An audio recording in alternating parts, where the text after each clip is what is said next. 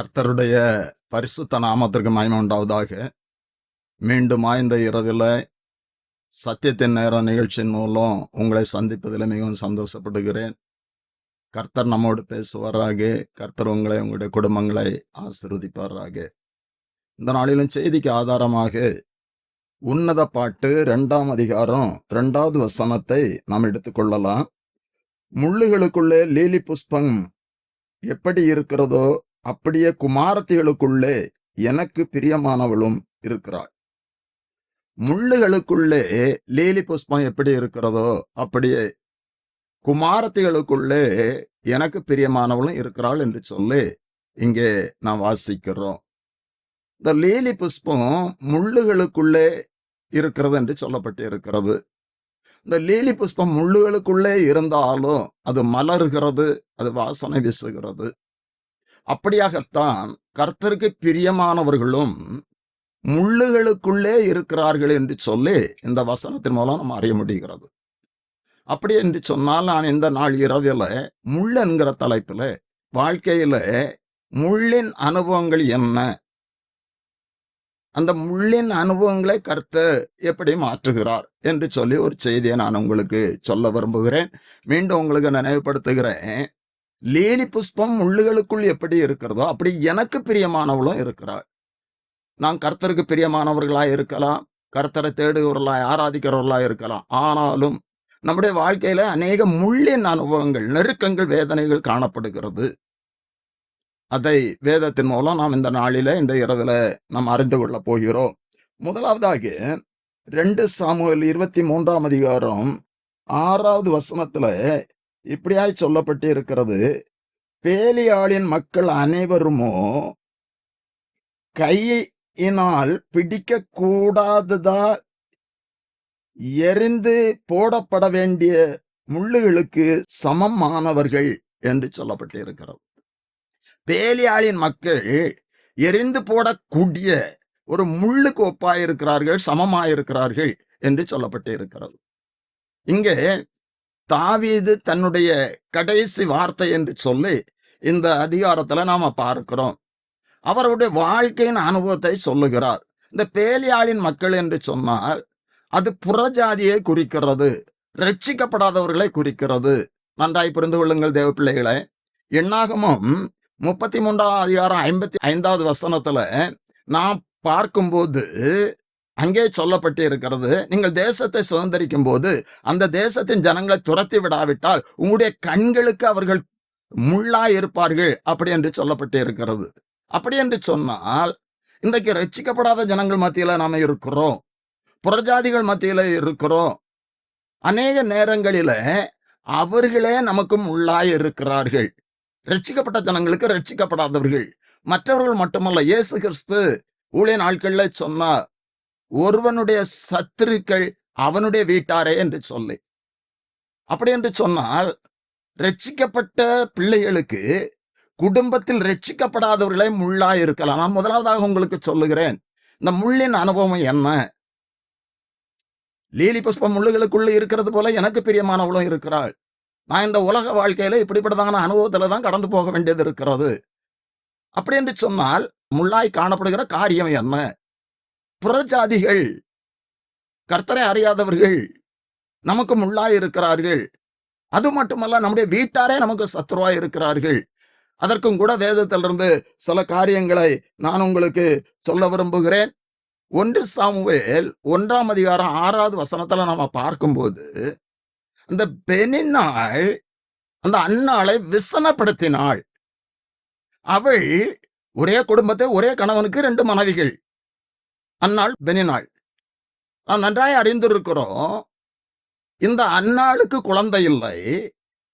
அன்னாளுடைய கர்ப்பத்தை கர்த்தர் அடைத்திருந்தார் என்று சொல்லப்பட்டு இருக்கிறது. அதற்கு சில காரணங்கள் அவளுடைய வாழ்க்கையில காணப்பட்டது. இப்ப பெனினாள், அவளுக்கு குழந்தைகள் இருந்தது. இப்பொழுது இந்த அன்னாளை விசனப்படுத்துகிறார், துக்கப்படுத்துகிறார். அவர்கள் சேர்ந்திருந்து பலி செலுத்தின பின்பு அவர்கள் அந்த உணவை சாப்பிடும் போது உணவை கூட சாப்பிட முடியாத அளவுக்கு, அவள் சந்தோஷமா இருக்க முடியாதபடிக்கு இந்த பெனினாள் துக்கப்படுத்தினாள். அப்படி என்று சொன்னால் நான் உங்களுக்கு சொல்லுகிறேன், அன்னாளுக்கு பெனினாள் ஒரு முள்ளு. நம்முடைய வாழ்க்கையில அப்படி காணப்படலாம் தேவ பிள்ளைகளே. அநேக சூழ்நிலைகளில ரட்சிக்கப்பட்ட உங்களை குடும்பத்தில் ரட்சிக்கப்படாதவர்கள் மிகவும் வேதனைப்படுத்தலாம். என்ன நீ கர்த்தரை தேடி என்ன, நீ ஜெபித்து என்ன என்று சொல்லி அவர்கள் உங்களை குத்தலாம். அநேக சகோதரிகள் சொல்லுவாங்க, அங்க வார்த்தையினால என்ன குத்துறாங்க, வேதனைப்படுத்துகிறாங்கன்னு சொல்லி. இந்த இரவில நான் உங்களுக்கு சொல்லுகிறேன், இப்படிப்பட்டதான முள்ளை நம்முடைய கர்த்தர் மாற்றுகிறவர். பெனினால் அன்னாளுக்கு முள்ளாய் இருந்தா, அந்த அன்னாள் புசித்து குடித்த பின்பு எழுந்து தேவ சமூகத்துல சீலோவிலே ஆலயத்துல போய் மனங்கசந்து அழுது ஜெபித்த பொழுது, தன் இருதயத்தை ஊற்றி ஒப்பு கொடுத்த போது கர்த்தர் அங்கே அற்புதம் செய்தா. ஒரு சாமுவேலை கொடுத்தா. கால தாமதமானாலும் அற்புதமான ஒரு குழந்தையை கொடுத்தா. கர்த்தருடைய கிருபையினால் நான் உங்களுக்கு சொல்லுகிறேன், இன்றைக்கு உங்களுடைய வாழ்க்கையில முள்ளின் அனுபவம் என்ன, மற்றவர்கள் உங்களை வேதனைப்படுத்துகிற அனுபவம் என்ன, அன்னாளுடைய முள்ளின் அனுபவத்தை அன்று மாற்றிய கர்த்தர் இன்று உங்களுக்கு முள்ளாயிருக்கிற அனுபவத்தை நிச்சயமாய் மாற்றுவார் தேவ பிள்ளைகளே. அநேக குடும்பங்கள்ல அப்படித்தான் காணப்படுகிறது. சில குறைகள் இருந்தா அதை சொல்லி வேதனைப்படுத்துகிறார்கள். ரட்சிக்கப்படாத கணவன் ரட்சிக்கப்பட்ட மனைவிக்கு முள்ளாயிருக்கலாம் இருக்கிறார்கள். அநேக குடும்பங்கள்ல பிள்ளைகள் தாவீதினுடைய வாழ்க்கையில கூட தாவீதுடைய மகன் அப்சலோம் முள்ளாயிருந்தான். அப்சலோமுக்கு பயந்து கைகளால் கண்களை மூடி அழுது கொண்டு அவர் மலையிலே போனார் என்று சொல்லி பார்க்கிறோம். இன்றைக்கும் அப்படித்தான் தேவ பிள்ளைகளே, உங்களுடைய வாழ்க்கையில உங்களுடைய பிள்ளைகளினுடைய காரியங்கள் முள்ளாயிருக்கலாம். அநேக குடும்பங்கள் வேதனைப்படுகிறார்கள் பிள்ளைகளை நினைத்து, பிள்ளைகளுடைய காரியங்களை நினைத்து. பெற்றோரை மதிக்காத பிள்ளைகள், பெற்றோருக்கு கீழ்ப்படியாத பிள்ளைகள் முள்ளாயிருக்கிறார்கள். தாவீதுக்கு சவுலும் முள்ளாயிருந்தான். 1 சாமுவேல் 1:6 நாம் அந்த அன்னாளுடைய காரியத்தை குறித்து பார்க்கிறோம். 1 சாமுவேல் 18:29 இப்படியாய் சொல்லப்பட்டு இருக்கிறது. ஆகையால் சவுல் இன்னும் அதிகமாய் தாவீதுக்கு பயந்து தான் உயிரோடு இருந்த நாளெல்லாம் தாவீதுக்கு சத்ருவாயிருந்தான். சவுல் உயிரோடு இருந்த நாளெல்லாம் தாவீதுக்கு சத்ருவாயிருந்தான். ஆனால் அப்படிப்பட்ட அனுபவத்தை தாவீதை விட்டு கர்த்தர் மாற்றினார். தாவீது சொல்லுகிறார், கர்த்தர் எல்லா இக்கட்டுகளுக்கும் எல்லா நெருக்கங்களுக்கும் என்னை நீங்களாக்கி ரட்சித்தார் என்று சொல்லி. நம்முடைய கர்த்தர் நம்முடைய வாழ்க்கையில் முன்னிலின் அனுபவங்களை அனுபவித்தாலும் கூட அதிலிருந்து ஒரு விடுதலை தருகிற கர்த்தர். இன்னும் கூட வேதத்திலிருந்து அநேக காரியங்களை நான் உங்களுக்கு சொல்ல முடியும். யோபு குறித்து நன்றாய் அறிந்திருக்கிறோம். யோபு உத்தமன் தான், அவன் நீதிமான் தான், கர்த்தருக்கு பயப்படுகிறவன் தான், பொல்லாப்புக்கு விலகிறவன் தான். அவனுடைய வாழ்க்கையில சத்துரு போராடினான். நம்முடைய வாழ்க்கையிலும் அப்படித்தான். நான் அடிக்கடி செய்தில சொல்லுகிறேன் தேவ பிள்ளைகளை, வேதம் தெளிவாய் சொல்லுகிறது, திட்டமாய் சொல்லுகிறது. பிசாசானவன் யாரை விழுங்கலாமோ என்று சொல்லி அவன் கிரட்சிக்கிற சிங்கம் போல் வயதையடி சுற்றி திரிகிறான். யோபின் மேலும் கவனம் வைத்தான். கர்த்தர் கேட்டார் சாத்தானை பார்த்து, என் தாசனாய யோபின் மேல் கவனம் வைத்தாயோ என்று சொல்லி. அவன் நீர் வேலி அடைக்கவில்லையோ என்று சொன்னான். அப்பொழுது அவனுடைய உயிருக்கு மட்டும் ஒன்றும் செய்யாதே என்று சொல்லி யோபுவை சாத்தான் சோதிப்பதற்கு அனுமதி கொடுத்தார். கர்த்தருடைய அனுமதி இல்லாம சாத்தான் நம்மை ஒன்றும் செய்ய முடியாது. நன்றாய் புரிந்து கொள்ள வேண்டும். நாம் கர்த்தருக்குள் இருப்போம் என்று சொன்னால் கர்த்தருடைய அனுமதி இல்லாம சாத்தான் நம்மை ஒன்றுமே செய்ய முடியாது. இங்கே சாத்தானுக்கு அனுமதி கொடுத்த போது அவன் மிகவும் சோதித்தான். எல்லாவற்றையும் யோபு இழந்தார். எல்லாவற்றையும் இழந்த சூழ்நிலையில சொல்லுகிற வார்த்தை, கர்த்தர் கொடுத்தார், கர்த்தர் எடுத்தார். அவருக்கு ஸ்தோத்திரம். 1:21 நிர்வாணியாய் என் தாயின் கற்பத்திலிருந்து வந்தேன், நிர்வாணியாய் அவனிடத்து அவ்விடத்திற்கு திரும்புவேன். கர்த்தர் கொடுத்தார், கர்த்தர் எடுத்தார், கர்த்தருடைய நாமத்துக்கு ஸ்தோத்திரம் என்றான். இவையிலெல்லாம் ஒரு தவறும் வார்த்தையினால கர்த்தரை அவன் மறுதலிக்கவில்லை, தூசிக்கவில்லை. அந்த வசனம் அப்படித்தான் சொல்லுகிறது. இவைகள் எல்லாவற்றிலும் யோபு பாவம் செய்யவும் இல்லை, தேவனை பற்றி குறை சொல்லவும் இல்லை. இன்றைக்கு நாம் கர்த்தருடைய பிள்ளைகளாயிருந்தாலும் கூட சோதனைகள் தொடரும் போது சில வேளைகளில, கர்த்தாவே நீர் ஏன் என்னை கைவிட்டு, நீர் ஏன் என்னை மறந்து, என் ஜெபத்தை ஏன் கேட்கவில்லை என்று சொல்லி அவரிடத்துல முறுமுறுக்கிறோம், குறை சொல்லுகிறோம். ஆமா, ஆனா யோபு ஒன்றும் குறை சொல்லவில்லை. நான் சொல்ல வருகிற செய்தி 2ஆம் அதிகாரம் 9வது வசனத்துல, அப்பொழுது அவன் மனைவி அவனை பார்த்து, நீர் இன்னும் உம்முடைய உத்தமத்தில் உறுதியாய் நிற்கிறீரோ, தேவனை தூசித்து ஜீவனை விடும். எவ்வளவு வேதனையான காரியம். ஏற்கனவே யோபு வேதனையில் இருக்கிறார். அவருடைய சரீரத்துல எல்லாம் புண்கள், ஓட்டை எடுத்து அவர் சுரண்டி கொண்டு இருக்கிறார். அந்த சூழ்நிலையில ஆறுதல் படுத்த வேண்டிய மனைவி முள்ளாய் காணப்படுகிறார். வேதனைக்கு மேல் வேதனை. நான் மீண்டும் சொல்லுகிறேன் தேவ பிள்ளைகளை, இந்த உங்களுடைய குடும்பத்தாரே உங்களுக்கு முள்ளாய் இருக்கலாம். அதனால்தான் இயேசு கிறிஸ்து தெளிவாய் சொன்னார், ஒருவனுக்கு சத்துரு அவன் வீட்டாரே என்று சொன்னார். இங்க மனைவி முள்ளாய் இருக்கிறா, சத்துருவா இருக்கிறா. எவ்வளவு வேதனை. இந்த அனுபவத்துல இருந்தெல்லாம் யோபுவை கர்த்தர் விடுவித்தார். யோபு அந்த பிரச்சனையிலும் கர்த்தரை உறுதியாய் பற்றி கொண்டார். அதனால தான் அவள் சொல்லுங்க, இன்னும் உத்தமத்தில் உறுதியாய் நிற்கிறீரோ. யோபு தன்னுடைய உத்தமத்திலே உறுதியாய் நின்றார். நாம நம்முடைய வாழ்க்கையில பிரச்சனைகள் வரும்போது கர்த்தரை உறுதியாய் பற்றி கொள்வோம் என்று சொன்னார். யோபு சொன்னாரே, அவர் என்னை கொன்று போட்டாலும் அவர் மேல் நம்பிக்கையாய் இருப்பேன். நான் போகும் வழியே அவர் அறிவா, அவர் என்னை சோதித்த பின்பு பொன்னாக விளங்குவேன் என்று சொல்லு. அப்படிப்பட்டதான ஒரு அனுபவம் நம்முடைய வாழ்க்கையில இருக்கும் என்று சொன்னார். நிச்சயமாக யோபனுடைய சிறையிருப்பை மாற்றி அவன் இரட்டிப்பாய் ஆசீர்வதித்த கருத்தை நம்முடைய வாழ்க்கையிலும் கிரியேட் செய்வார். அப்படி என்று சொன்னார். முதலாவது, முள் யார் என்று சொன்னார். முள்ளின் அனுபவம் என்ன என்று சொன்னார். நம்முடைய வீட்டாரே என்று சொல்லி அங்கே சொல்லப்பட்டு இருக்கிறது. அது சிலவருடைய வாழ்க்கையில அப்படிப்பட்டதான அனுபவங்கள் காணப்படலாம். சிலவருக்கு புறஜாதிகள், குடும்பத்தார், இன்னும் கர்த்தரை அறியாதவர்கள், நம்முடைய அருகில் இருப்பவர்கள், நம்முடைய வீட்டில் அருகில் இருப்பவர்கள் நமக்கு முள்ளாய் இருக்கலாம். நான் கர்த்தரை ஏற்றுக்கொண்டது நிமித்தம் அவர்கள் நம்மை வெறுக்கிறவர்களா இருக்கலாம். அநேக குடும்பங்கள் அப்படி இருக்கிறது. கர்த்தரை ஏற்றுக்கொண்டு முழுமையாய் ரட்சிப்புக்குள்ள வரும்போது நம்முடைய வாழ்க்கையில ஒரு வித்தியாசம் வரும். அப்பொழுது அவர்கள் அதை ஏற்றுக்கொள்ளுகிறது இல்லை. அவர்கள் வேதனைப்படுத்துவாங்க, நமக்கு முள்ளாய் காணப்படுவார்கள். முதலாவதாக நமக்கு முள் என்ன யார் என்று சொன்னா, புறஜாதி, நம்ம குடும்பத்தார், நம்முடைய வீட்டார். அப்படிப்பட்டதான ஒரு அனுபவம் முள்ளாய் காணப்படுகிறது. இரண்டாவதாக, இயேசு ஊழிய நாட்களில் அநேக உவமைகளை சொன்னார். அதுல விதையை பற்றிதான உவமானம் மிகவும் முக்கியமான ஒரு உவமானம். அதுல ஒரு 4 அனுபவத்தை கர்த்தர் சொன்னார்.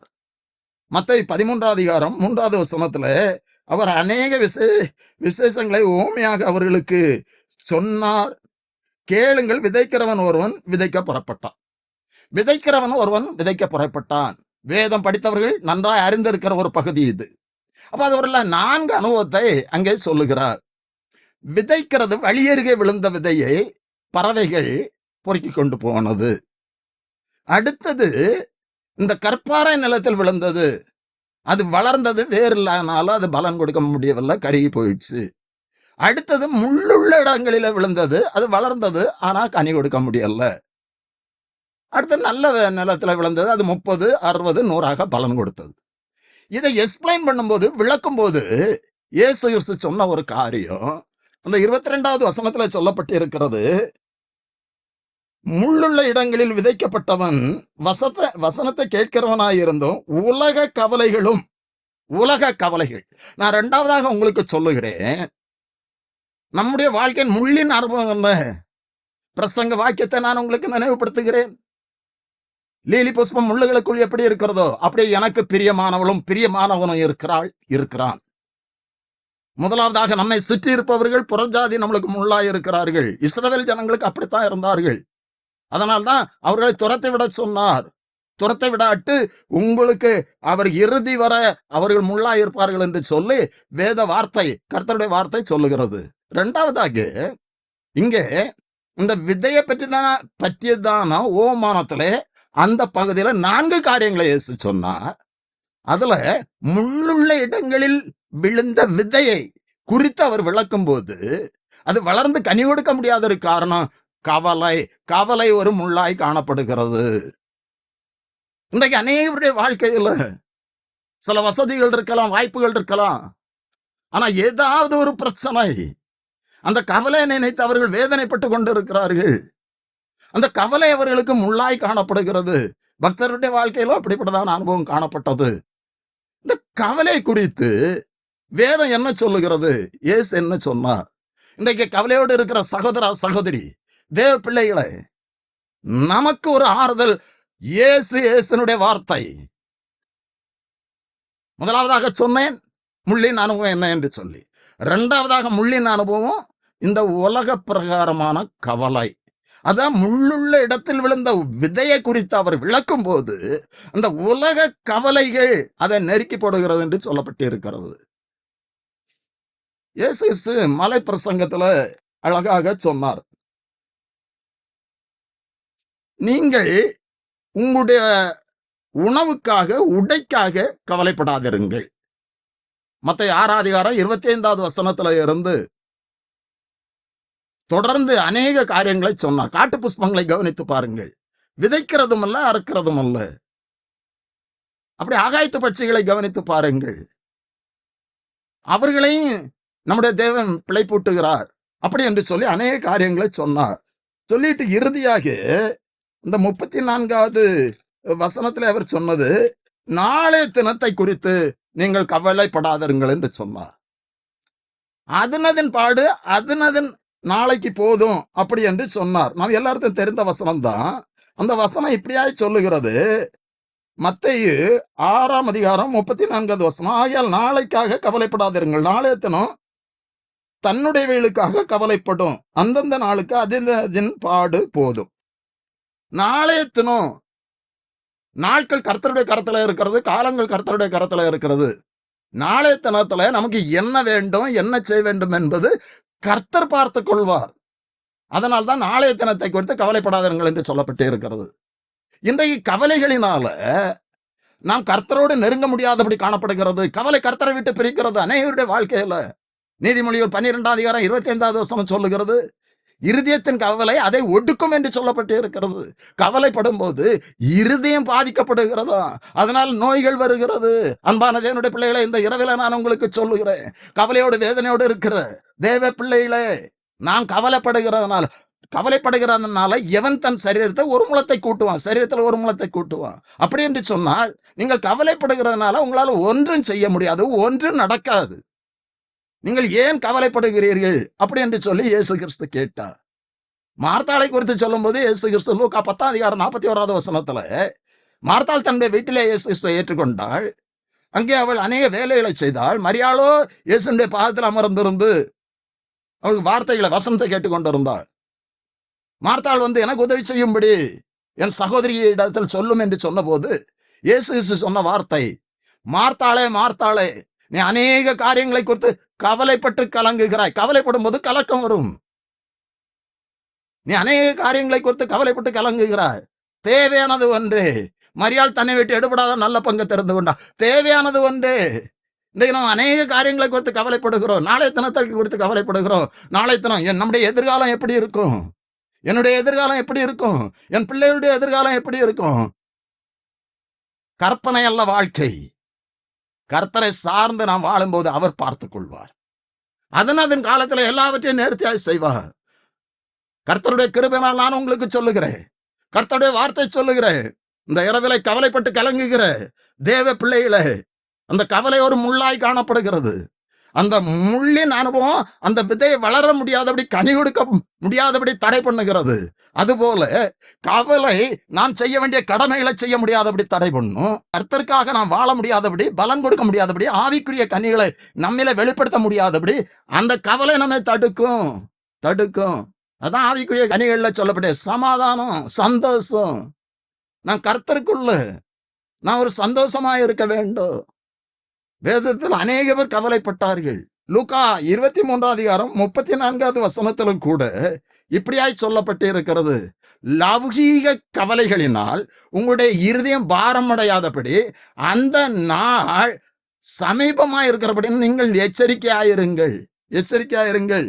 லூக்கா 21 அதிகாரம் 34வது வசனம் மிகவும் முக்கியமான ஒரு வசனம்.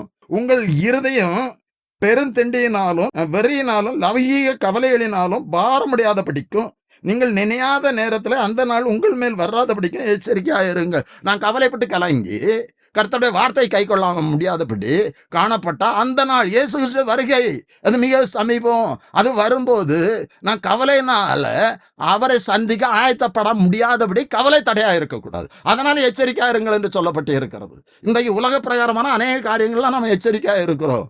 அநேக இடங்கள்ல போர்டும் வச்சிருப்பாங்க, எச்சரிக்கை அப்படி என்று சொல்லி.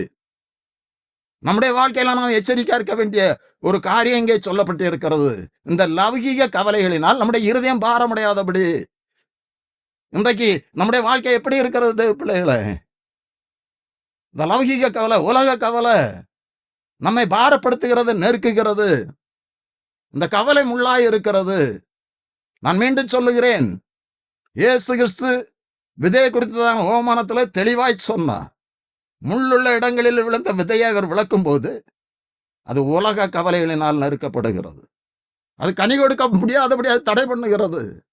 இரண்டாவதாக நான் உங்களுக்கு சொல்லுகிறேன், நம்முடைய வாழ்க்கையில முள்ளின் அனுபவம் கவலை. அதனால்தான் பிலிப்பியர் 4:6 பிலிப்பியருக்கு பவுல் எழுதும்போது, நீங்கள் ஒன்றுக்கும் கவலைப்படாமல் உங்கள் விண்ணப்பங்கள் எல்லாவற்றையும் குறித்து ஸ்தோத்திரத்தோடு கூட கூடிய வேண்டுதனால தேவனுக்கு தெரியப்படுத்துங்கள், அப்பொழுது எல்லா பத்திக்கும் மேலான தேவ சமாதானம் உங்கள் இருதயத்தை நிரப்பும் என்று சொல்லப்பட்டு இருக்கிறது. நீங்கள் ஒன்றுக்கும் கவலைப்படாமல். நான் கவலைப்பட்டு எந்த பிரயோஜனமும் இல்லை. நம்முடைய சரீரம் தான் பலவீனப்படும். நீங்கள் ஒன்றுக்கும் கவலைப்படாமல். இந்த வார்த்தையை கேட்டுக்கொண்டு இருக்கிற தேவ பிள்ளைகளை, கர்த்தர் மேல் உன் பாரத்தை வைத்து விடு, அவர் உன்னை ஆதரிப்பார். நம்முடைய கவலைகள் எல்லாம் அவருடைய பாதத்துல வைப்போம். நம்முடைய பாரத்தை எல்லாம் அவருடைய பாதத்துல வைப்போம். வருத்தப்பட்டு பாரம் சுமப்பவர்களை நீங்கள் எல்லோரும் என்னிடத்தில் வாருங்கள், நான் உங்களுக்கு இளைப்பால் தருவேன் என்று சொன்னாரே, அவர் நமக்கு இளைப்பாறுதல் தருவார், சமாதானம். இரண்டாவதாக கவலை ஒரு முள்ளாய் காணப்படுகிறது. மூன்றாவதாக 2 கொரிந்தியர் 12:7 இப்படியாக நாம் பார்க்கிறோம். அன்றி எனக்கு வெளிப்படுத்தப்பட்டவைகளுக்குரிய மேன்மை நிமித்தம் நான் என்னை உயர்த்தாத படிக்கு என் மாம்சத்திலே ஒரு முள் கொடுக்கப்பட்டிருக்கிறது. என்னை நான் உயர்த்தாத படிக்கு அதை என்னை குட்டும் சாத்தானுடைய தூதனாய் இருக்கிறது. புரிந்து கொள்ளுங்கள், இந்த வசனத்தின் மூலம் நாம் அறிந்து கொள்வது, பவுலுக்கு அநேக வியாதிகள் இருந்தது என்று சொல்லப்பட்டு இருக்கிறது. என் சரீரத்திலே ஒரு முள் கொடுக்கப்பட்டது அப்படி என்று சொன்னால், அவருடைய பலவீனத்தை குறித்து, வியாதியை குறித்து அது ஒரு முள்ளின் அனுபவமாக இங்கே பவுல் சொல்லுகிறார். இந்த வசனத்தை கேட்டுக்கொண்டு இருக்கிற தேவ பிள்ளைகளை, மீண்டும் நான் உங்களுக்கு சொல்லுகிறேன், முள்ளின் அனுபவம் என்ன?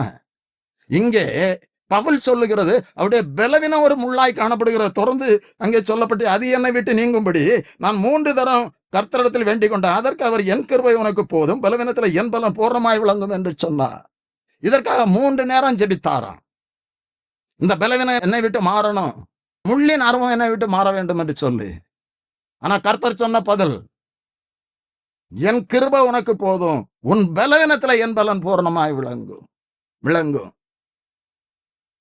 உங்களுக்கு பிரசங்கித்துக் கொண்டிருக்கிற நானும் ஒரு பலவீனம் தான். ஆனா நிச்சயமா நான் ஒன்றே உங்களுக்கு சொல்வேன், அவருடைய கிருபை என்னை தாங்குகிறது, அவர் கிருபை என்னை நடத்துகிறது. ஊழியங்களை செய்ய, கடமைகளை செய்ய அவர் என்னை பலப்படுத்துகிறார்.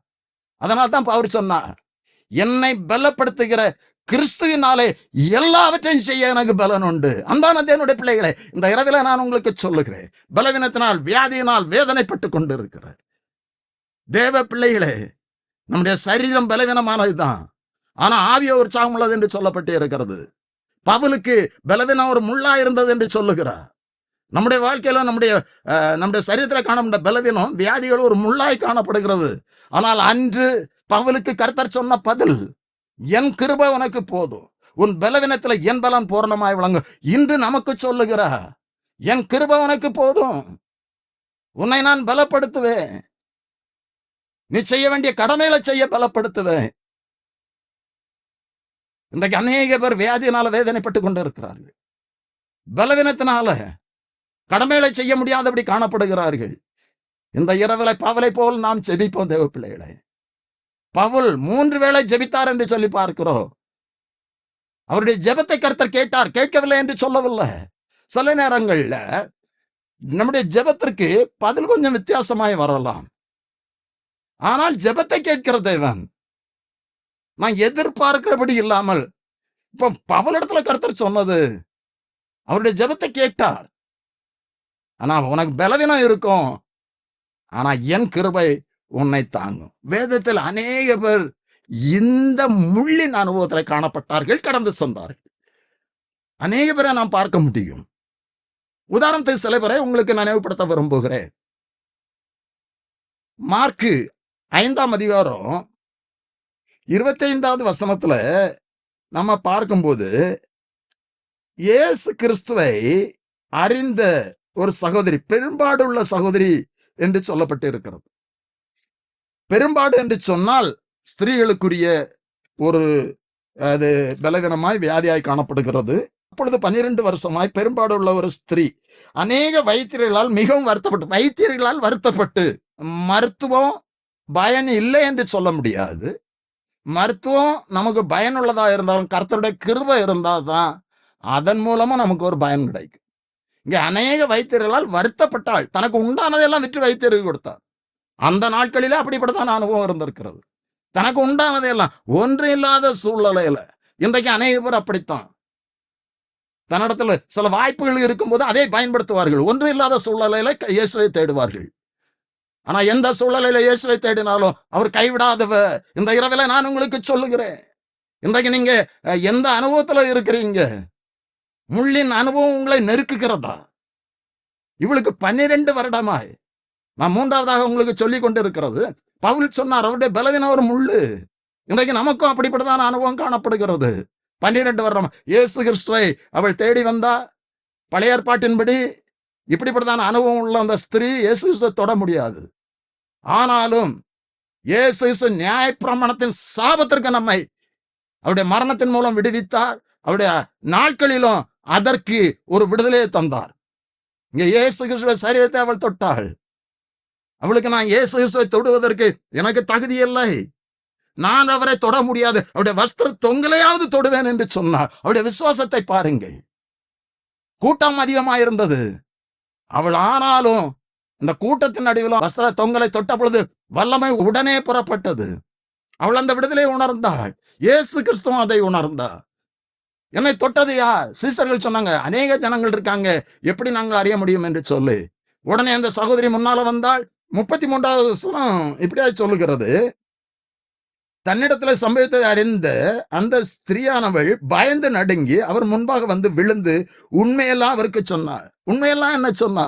நான் இப்படி 12 வருடமா வேதனைப்பட்டேன், எல்லாம் விட்டு வைத்தியருக்கு கொடுத்தேன், சற்றாயிலும் குறையல, உம்மை குறித்து கேள்விப்பட்டேன், உம்மை தொட்டால் எனக்கு ஒரு விடுதலை கிடைக்கும் என்று சொல்லு, எனக்கு தெரியும், ஆனால் உம்மை தொடக்கூடிய தகுதி எனக்கு இல்லை, அதனால அந்த கூட்டத்துல வஸ்திரத்தை உங்களை தொட்டேன் என்று சொன்னார். இயேசு கிறிஸ்து சொன்ன வார்த்தை 34வது வசனத்துல, அவர் அவளை பார்த்த, மகளே உன் விசுவாசம் உன்னை ரட்சித்து, நீ சமாதானத்தோடு போ, உன் வேதனை நீங்க சுகமாயிரு. இந்த இரவிலே கர்த்தருடைய வார்த்தை நான் உங்களுக்கு சொல்லுகிறேன். வியாதி பலவீனம் முள்ளாயிருந்து வேதனைப்படுகிற சகோதரா சகோதரி, அவரை அன்று அந்த ஸ்திரீ தொட்டாள், வஸ்திரத்தை தொட்டாள், இன்று அவர் ஜீவிக்கிறார். அவரை தொடுவோம். அவரை தொட்டவர்களும் அவர் தொட்டவர்களும் சொஸ்தமானார்கள். இந்த இரவிலே அவருடைய வல்லமை உங்களுடைய சரீரத்திலே இறங்கும், அற்புதம் நடக்கும். ஆனால் விசுவாசம், இயேசு அவளை பார்த்து சொன்னார், உன் விசுவாசம் உன்னை ரட்சித்தது, நீ வேதனை நீங்க சுகமாயிரு, சமாதானத்தோடு போ, சமாதானத்தோடு போ. ஜெபிக்கலாம். ஸ்தோத்திரம் அப்பா, உமக்கு ஸ்தோத்திரம், ஸ்தோத்திரம். ஆசீர்வாதமான இந்த இரவு வேளைக்காக உமக்கு ஸ்தோத்திரம். இந்த வேளையிலும் இந்த வார்த்தையை கேட்டுக்கொண்டு இருக்கிற உம்முடைய பிள்ளைகளுக்காக அடிய நம்முடைய சமூகத்துல ஜெபிக்கிறேன் அப்பா. நீர் கிருபை உள்ள தேவன், இரக்கம் உள்ள தேவன் அப்பா. உம்முடைய வார்த்தை சொல்லுகிறது, லீலி புஷ்பம் முள்ளுகளுக்குள் எப்படி இருக்கிறதோ அப்படியே எனக்கு பிரியமானவளும் இருக்கிறாள். இன்றைக்கு கர்த்தரை தேடுகிற, உம்மை ஆராதிக்கிற, உமக்கு பிரியமானவர்களுக்கு கூட முள்ளின் அனுபவத்திலே காணப்படுகிறது. என் தேவனுடைய கண்கள் காண்கிறதப்பா. முள்ளின் அனுபவம் என்ன என்று சொல்லி வேதத்தின் மூலம் நாங்கள் தியானித்தோம். ரட்சிக்கப்படாத ஜனங்கள் எங்களுக்கு முள்ளாய் இருக்கிறார்கள். கர்த்தாவே, கவலை முள்ளாய் காணப்படுகிறது, பலவீனம் முள்ளாய் காணப்படுகிறது. இந்த அனுபவத்துல வேதனைப்படுகிற உம்முடைய பிள்ளைகளுக்காக இந்த இரவில நான் செபிக்கிறேன். உம்முடைய கிருபையினால் நான் செபிக்கிறேன். சுற்றி இருக்கிற முள்ளின் அனுபவங்களை மாற்றும். ஒருவனுக்கு சத்துரு அவன் வீட்டாரே என்று சொல்லப்பட்டு இருக்கிறது. குடும்பங்களிலே முள்ளாய் இருக்கிற அனுபவங்கள் மாறட்டும். குடும்பங்களை முற்றிலுமாய் ரட்சியும் அப்பா. உலக கவலைகள் எங்களுக்கு முள்ளாய் இருக்கிறது. நாங்கள் கவலைப்படுகிறதுனால எதுவுமே நடக்காது. நாளை தினத்தை குறித்து கவலைப்படாதீர்கள் என்று சொன்னீரப்பா. நீங்கள் ஒன்றுக்கும் கவலைப்படாமல் என்று சொல்லப்பட்டு இருக்கிறது. உம்முடைய பிள்ளைகள் கவலைகள் எல்லாம் உம்முடைய பாதத்துல வைத்து, உம்முடைய சமூகத்துல வைத்து ஒரு சமாதானத்தை பெற்றுக்கொள்ள நேர் உதவி செய்யும். அப்படியே பலவீனம் வியாதி ஒரு முள்ளாய் காணப்படுகிறது. அநேகர் இந்த அனுபவத்துல வேதனைப்படுகிறார்கள். கர்த்தாவே, இந்த இரவில அன்று வஸ்திரத்தின் தொங்கலை தொட்ட பொழுது அற்புதம் நடந்தது. இந்த இரவில உம்முடைய வல்லமை வியாதியோடு வேதனைப்படுகிற ஒவ்வொருடைய சரீரத்தில் இறங்குவதாக. பவுலை பார்த்து சொன்னீரே, என் கிருபை உனக்கு போதும், உன் பலவீனத்துல என் பலன் பூர்ணமாய் விளங்கும் என்று சொல்லி, அப்படியே ஒவ்வொருவரையும் உம்முடைய கிருபையினால் பலப்படுத்துங்கப்பா. இந்த முள்ளின் அனுபவங்களை மாற்றுங்கப்பா. பிரதான விடுதலை கூட ஆசீர்வதியும். மீட்பர் இயேசு கிறிஸ்துவின் ஜெபிக்கிறோம் நல்ல பிதாவே, ஆமென்.